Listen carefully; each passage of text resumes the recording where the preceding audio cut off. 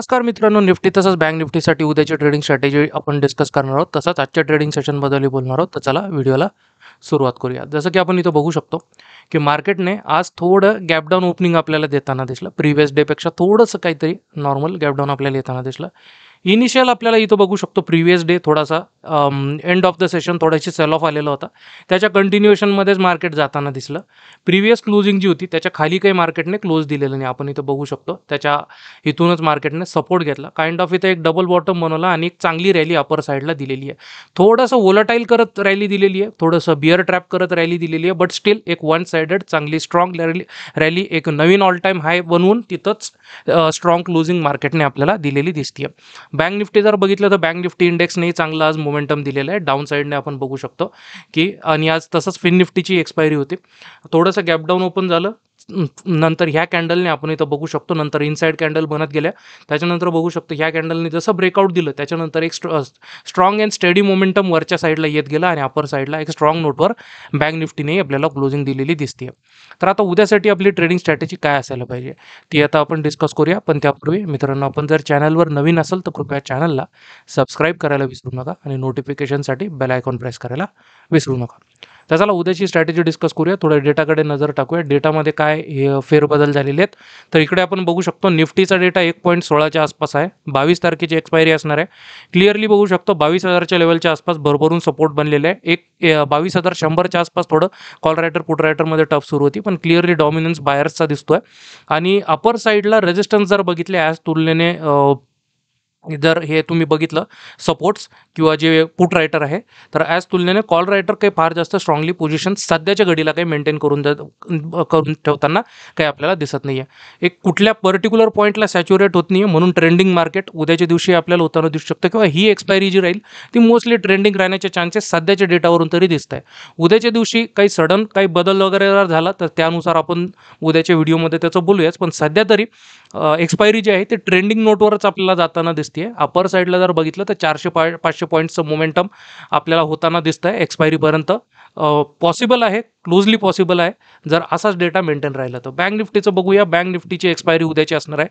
1.55च्या आसपास गेलेला आहे PCR पुट कॉल रेशिओ. थोडा ओव्हरबॉट आहे, बट ओव्हरबॉट असूनही तुम्ही बघू शकता की रेजिस्टन्स जे आहे जे कॉल रेटर जे आहे ते डिरेक्टली 48,000च्या लेवलला स्ट्रॉंग आहे. मध्ये जर बघितलं तर 47,000 पासून तर 48,000च्या लेवलपर्यंत फार जास्त कुठे स्ट्रॉंग नाही आहे. 47,500 एक राऊंड लेवल असल्यामुळे थोडा टप्पा आहे, पण डाऊन साईडने जर बघितलं तर बूट रायटिंग भरभरून प्रमाणात झालेली दिसते. इथंही ट्रेंडिंग एक्सपायरी जाताना आपल्याला दिसते.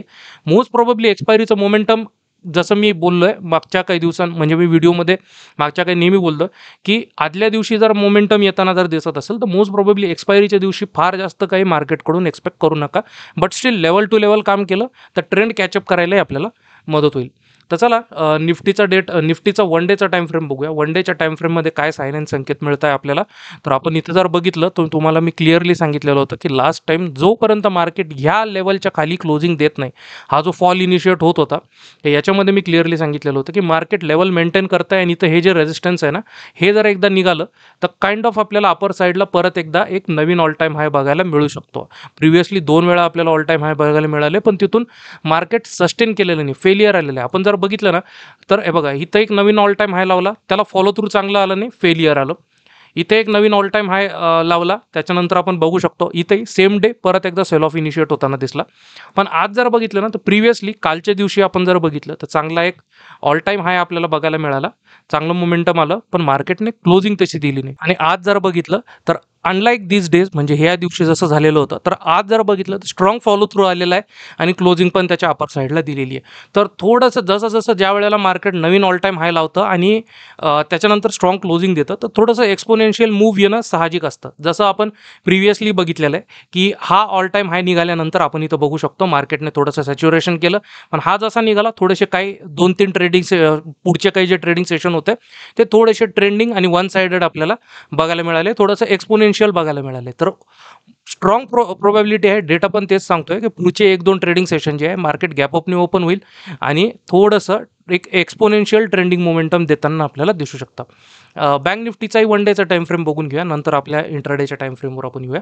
बँक निफ्टीचा वन डेचा टाइम फ्रेम मी तुम्हाला क्लिअरली सांगितलेलं होतं की मार्केटने हा जो गॅप आहे फिलअप केला. आपण बघू शकतो इथून परत ट्रेंड कंटिन्यू होताना दिसला, सेल ऑफ आला, पण सेल ऑफनी हा लो काही तोडलेला नाही. मी क्लिअरली सांगितलेलं होतं जर असं झालं नाही तर इथे एक डब्ल्यू पॅटर्न बनण्याची प्रोबॅबिलिटी बनताना दिसू शकते, एक डबल बॉटम बनण्याची प्रोबॅबिलिटी बनताना दिसू शकते, जी की सेम बनलेली आहे. याचा जो पॉईंट होता आपण इथं जो बघितला रेजिस्टन्स पॉईंट किंवा हे स्ट्रक्चर कंप्लीट होण्याचा पॉईंट, तर हा जर बघितला तर या लेवलच्या आसपास होता, त्याच्यावरती स्ट्रॉंग क्लोजिंग आपल्याला दिलेली आहे. इथं बघू शकतो फॉर्मेशन कंप्लीट झालं, थोडंसं आपल्याला इथं पुलबॅक आला, नंतर इथं मोमेंटम कंटिन्यू केलेलं आहे. तर सेम इथंही थोडंसं एक्सपोनेन्शियल मूव्ह येऊन नंतर जसं मी सांगितलेलं होतं प्रिव्हियसली काही व्हिडिओमध्ये, जे रेग्युलरली फॉलो करतात आपले व्हिडिओ त्यांना माहीत असेल की मी क्लिअरली सांगितलेलं होतं. असं जर झालं तर हा जो गॅप आहे, हा जो पडलेला आहे, हा फिलअप होताना आपल्याला दिसू शकतो, ज्याची प्रोबॅबिलिटी उद्याच्या दिवशी बँक निफ्टीमध्ये स्ट्रॉंगली बनताना आपल्याला दिसू शकते.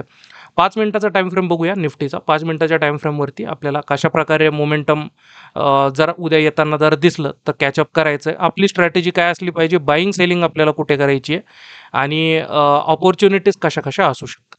तर सध्याच्या घडीला जरा डेटावर पण जर आपण बघितलं तर निफ्टीचा डेटा मी तुम्हाला परत एकदा घेऊन जातोय की क्लोजली जर बघितलं तर 22,100 ते 150 हा जो रेंज आहे ना, याच्या आसपास भरभरून मार्केटला सपोर्ट मिळताना दिसत आहे. हा कंप्लीट झोन 100 ते 140 to be on safe side आपण या लेवलला जिथून एकदा ट्रॅप करून शेवटला मार्केटने परत एकदा मुसंडी मारली आहे. आपण इथं बघू शकतो की या लेवलच्या आसपास मार्केट चांगलं सपोर्ट घेताना दिसू शकतं. ही एक सपोर्ट लेवल आपल्याला मार्क करून ठेवायची आपल्या चार्टवरती.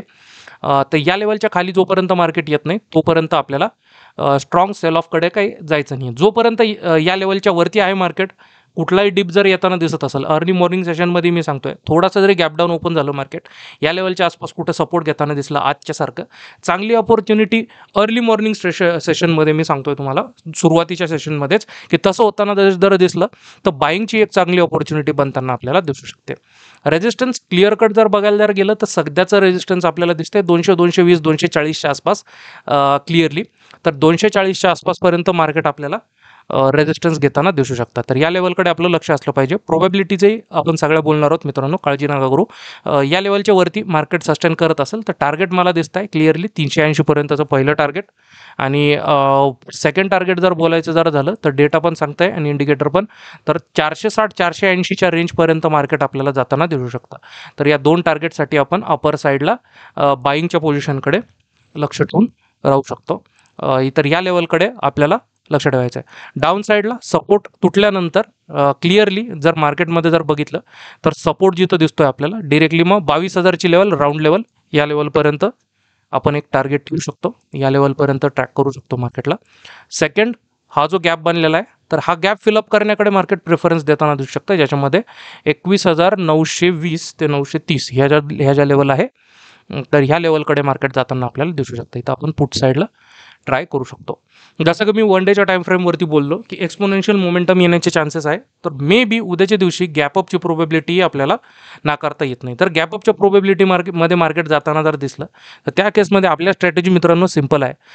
पहिल्या कॅन्डलने जर हाय ब्रेक केला, आपण जरा इथं क्लिअरली जर मी तुम्हाला थोडंसं ड्रॉ करून दाखवतो की या लेवलच्या आसपास जर मार्केट ओपन होताना जर दिसलं आणि थोडं जर डिप देत असेल, डिप देऊन जर मार्केटने असं काही पॅटर्न बनवला किंवा इथं सपोर्ट घेतला, आपल्याला दिसतंय स्ट्रॉंगली की प्रिव्हियस लो काही नवीन बनवत नाही आहे, इथं एखाद दुसरी अपॉर्च्युनिटी आपण बाईंगची शोधू शकतो गॅपच्या केसमध्ये.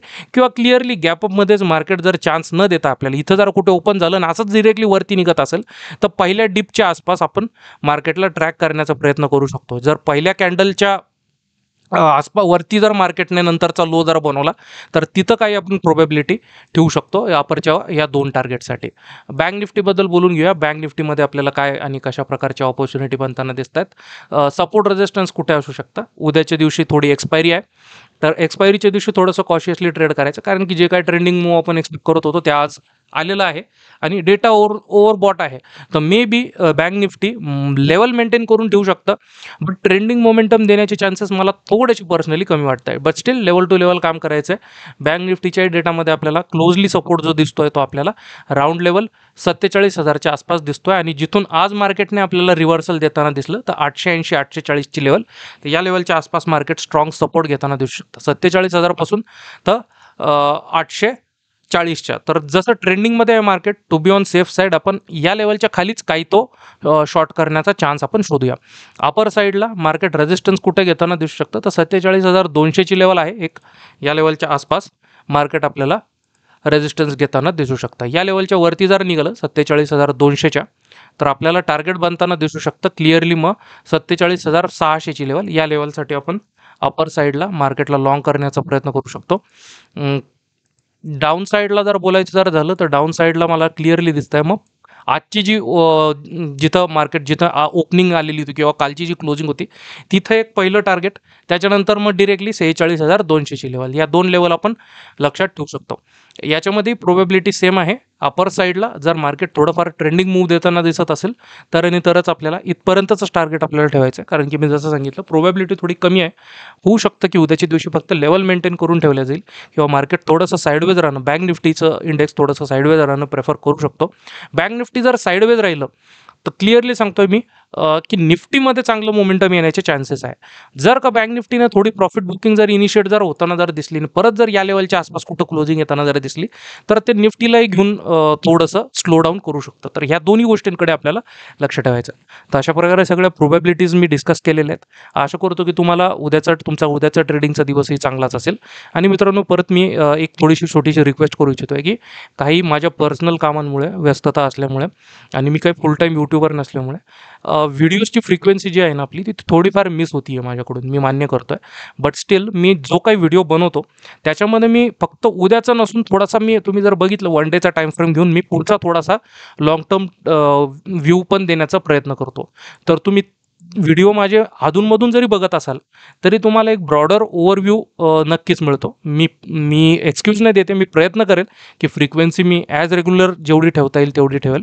जसं की मी इथं बँक निफ्टीच्या केसमध्ये मी क्लिअरली बोललेलो होतो, जसं लाँग टर्मचा ब्रॉडरचा व्ह्यू आपण देतो की ज्याच्यामध्ये मी क्लिअरली बोललेलो होतो की इथून जर आता परत एकदा फॉल आल्यानंतर नवीन लो जर बनवला नाही तर डब्ल्यू पॅटर्नची प्रोबॅबिलिटी बनू शकते. आणि तसं झालं तर हा गॅप जो आहे ना, तो हा फिलअप करण्याकडे बँक निफ्टी जाताना दिसू शकतं. तर तुम्ही येत्या ट्रेडिंग सेशनमध्ये बघा, अशा प्रकारे जर मोमेंटम जर राहिलं ना, तर हा गॅपअप नक्कीच फिलअप होईल. तर असं थोडंसं ब्रॉडर टर्म मी ऑलरेडी देत असतो, त्यात जेणेकरून तुम्हाला एखाद दुसरा व्हिडिओ मिस जरी झाला तरी मार्केटची जी मोमेंटम आहे किंवा चार्ट रीडिंग जी आहे ते तुमची अफेक्ट झाली नाही पाहिजे, असा माझा प्रयत्न असतो. स्टील मी फ्रिक्वेन्सी जेवढी रेग्युलर आणता येईल तेवढी मी रेग्युलर आणण्याचा प्रयत्न करेल. तुम्ही ऑलरेडी मला साथ देतच आहात, अशी साथ देत राहा. भेटूया उद्याच्या व्हिडिओमध्ये. धन्यवाद.